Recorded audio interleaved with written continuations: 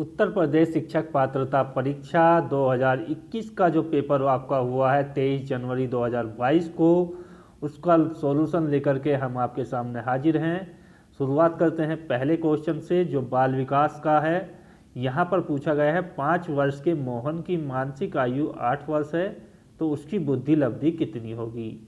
तो यदि आप इसको जो है इसके फॉर्मूले के अनुसार हल करोगे, जिसके अनुसार आपको जो है यहाँ पर 160 आंसर इसका प्राप्त होगा, थर्ड ऑप्शन वाला।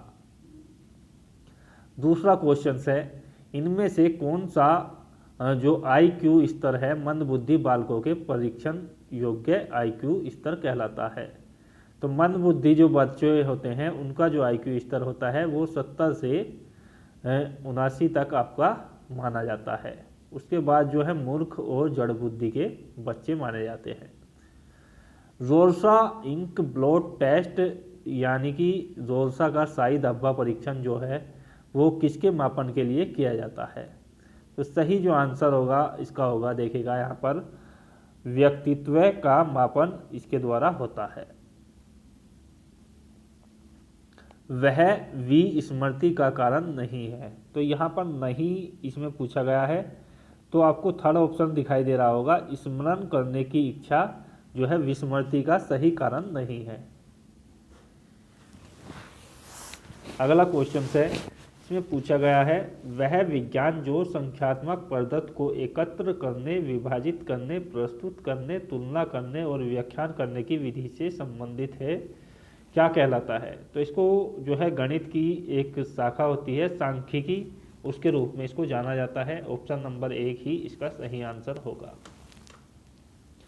मूल प्रवृत्ति की एक प्रमुख विशेषता है जो पाई जाती है, तो सही आंसर होगा चौथा ऑप्शन, सभी प्राणियों में तथा जन्मजात वह प्राकृतिक होती है मूल प्रवृत्तियां। सातवां क्वेश्चन से, भारतीय संविधान में 6 से 14 वर्ष के बच्चों के लिए निःशुल्क व अनिवार्य शिक्षा का अधिकार निम्न में शामिल है। सही आंसर होगा अनुच्छेद 21A में। आठवां क्वेश्चन से जो पूछा गया है, क्रेस्मर ने व्यक्ति की निम्न में से किस प्रमुख प्रकारों में वर्गीकृत किया है। तो देखिएगा लंबकाय, सुडोलकाय और गोलकाय, ये सभी क्या है, ये इसकी जो इन्होंने विभाजन किया था व्यक्तित्व की, तो ये जो है सभी इसमें इनमें से सभी आंसर आपका सही हो जाएगा। अगला क्वेश्चन से, TET का उद्देश्य निम्न में से किसका मापन है। तो सही जो आंसर हो जाएगा इसके लिए हो जाएगा अभिक्षमता। अभिक्षमता यानी कि थर्ड ऑप्शन इसका सही आंसर होगा। संगणन का सिद्धांत निम्न में किसकी व्याख्या करता है। तो संगणन का जो सिद्धांत है वो स्मृति की व्याख्या करता है। निम्न में शारीरिक विकास को प्रभावित करने वाला कारक क्या है। तो इनमें से सभी अर्थात ये वंशानुक्रम भी, आपका वातावरण भी, और खेल और व्यायाम, ये सभी क्या करते हैं, शारीरिक विकास को प्रभावित करते हैं। बुद्धि लब्धि की गणना का सही सूत्र कौन सा होगा। तो पहला ऑप्शन है मानसिक आयु गुना 100 अपॉन वास्तविक आयु। विचारात्मक चिंतन की चर्चा निम्न में से किसने की थी। सही आंसर होगा जॉन डेवी, ए ऑप्शन। अगला क्वेश्चन है, आगमनात्मक तर्क के स्तरों में कौन शामिल नहीं है। तो सही जो आंसर होगा इसके लिए हो जाएगा आपका दूसरा ऑप्शन, कल्पना। सीखी गई बात को धारण और पुनः स्मरण करने में असफल होना, ये क्या है आपका विस्मरण है। विस्मरण इसको कहा जाता है। अगला क्वेश्चन से 16वां क्वेश्चन से, कौन शेष से भिन्न है। तो यहाँ पर चौथा ऑप्शन दिया गया है, रेवेन का परीक्षण जो है इन तीनों परीक्षणों से भिन्न है। 7, 8, 9, 10, 11, 12 का जो मध्यांक है वो क्या होगा।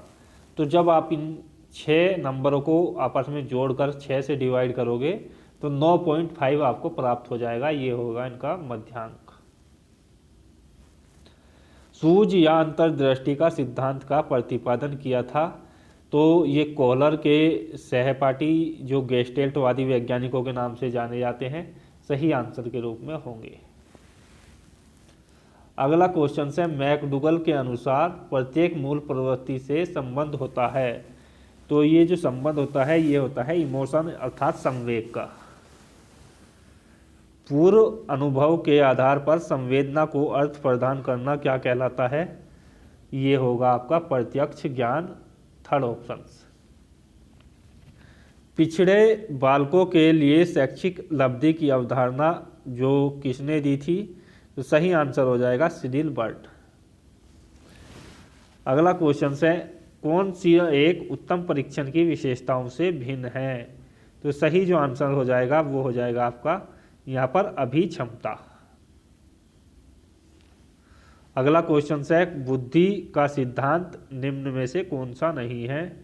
तो चौथा ऑप्शन है आपका प्रत्यागमन का सिद्धांत। ये क्या है? बुद्धि के सिद्धांतों के अंतर्गत नहीं आता।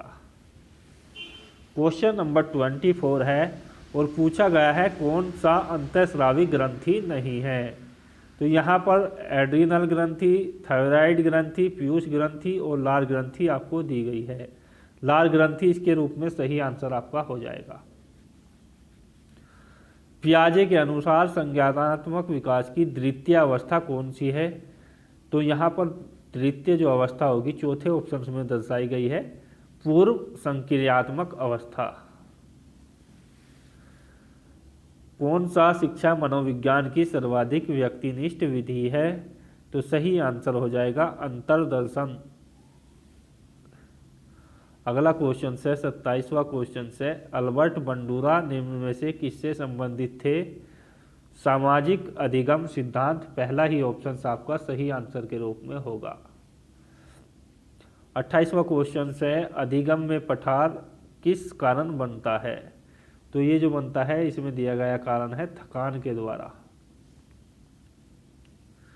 अगला क्वेश्चन है दर्पण चित्र परीक्षण किसे मापने के लिए प्रयुक्त होता है?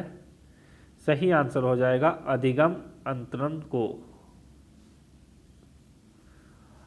30वां क्वेश्चन है क्लाउड पिक्चर परीक्षण निम्न में से किसके मापन में प्रयुक्त होता है?